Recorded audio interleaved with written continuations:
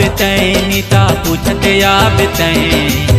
इनके मोरे नाव लाते पूछते आवे ना पूछते आवे नीता पूछते आवे इनके मोरे नाव लाते पूछते आवे ना इनके मोरे नाव है और डुगु गाँव है इनके मोरे नाव है और डुगु गाँव है कहाँ वो नीता रानी पूछते आवे ना पूछते आहूँ मैं राजा पूछते आहूँ मैं इनके तोरे नाम ला मैं पूछते आहूँ ना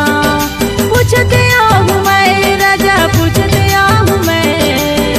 इनके तोरे नाम ला मैं पूछते आहूँ ना।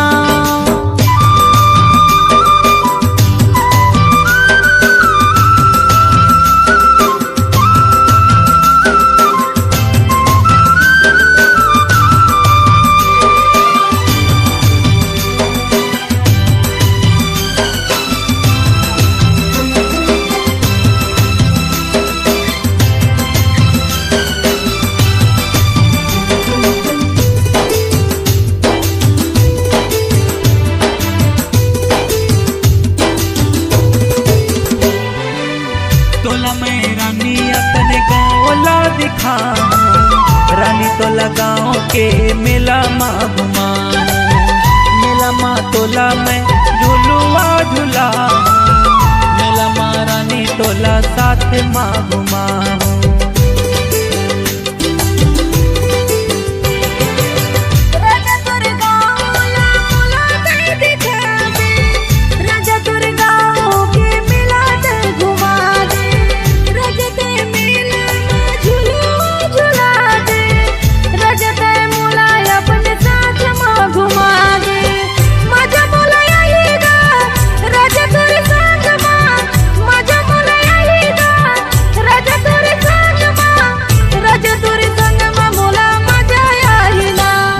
पूछते आवे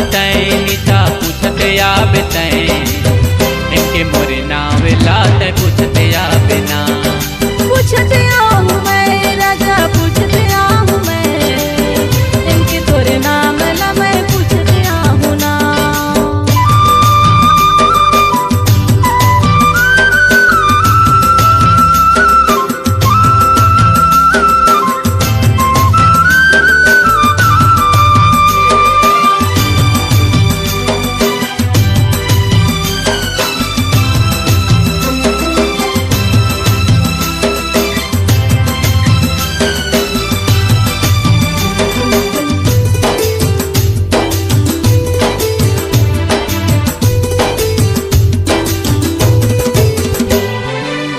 जब से मैं देखूं तो ला दिल मोर खो गे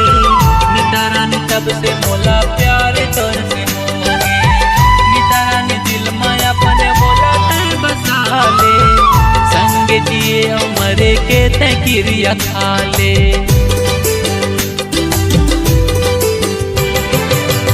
राजा मैं टोला अपने दिल में बसाऊं संग जिए मरे के क्रिया खाऊं राजा तोरे संग मैं अपने जिंदगी बिताऊं राजा तोरे संग मैं अपने बिहाव रचाऊं मजा मोला आएगा राजा तोरे संग मजा मोला आएगा राजा तोरे संग मोला मजा आई ना। पूछते आवे नीता पूछते आवे इनके मोरे नाव लाते